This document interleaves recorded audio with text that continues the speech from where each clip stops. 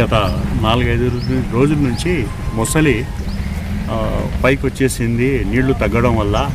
దీనివల్ల మాకు ప్రాణాపాయం ఉందని చెప్పేసి గ్రామస్తులందరూ మా గౌరవనీయులైన డిప్యూటీ డైరెక్టర్ గారు ప్రాజెక్ట్ టైగర్ ఆత్మకూరు వారికి తెలియజేయడం వల్ల వారి నిర్దేశాల ప్రకారము మేము ఇక్కడికి వచ్చి చూడడం జరిగింది. జనరల్గా మేము ఏదేని అడవి జంతువు కానీ జలాచరం కానీ ఏదైనా కానీ దాని యొక్క హ్యాబిటేట్ అంటే నివాస ప్రాంతాన్ని మేము డిస్టర్బ్ చేయకుండా ఉంచాలనేది మా కోరిక.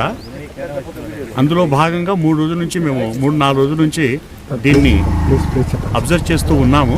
కానీ ఇప్పుడు తీరా నిన్న సాయంత్రం చూడగా నీళ్ళంతా తగ్గిపోవటం వల్ల అది పైకి వచ్చేసి ఇక్కడ అది కనపడకుండా ముక్కును మాత్రం బయటికి పెట్టుకొని తిరుగుతూ ఉంటుంది.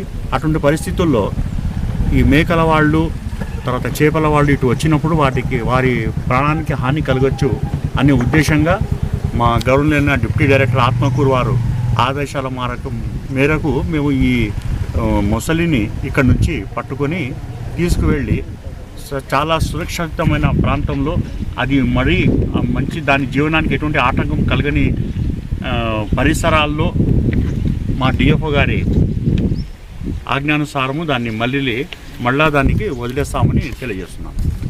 ఇది వచ్చేసి ఎర్రగుడ్డూరు తాలూకా గ్రామపు సమీప ప్రాంతము. ఈ తర్వాత బనకచల్ల హెడ్ రెగ్యులేటర్ ఉంది ఇక్కడ. ఈ మొసలి పట్టుకున్న ప్రదేశం మొత్తం కేసీ కెనాల్ ఇది. ఈ ప్రాంతంలో ఈ రెస్క్యూ ఆపరేషన్ చేయడం జరిగింది.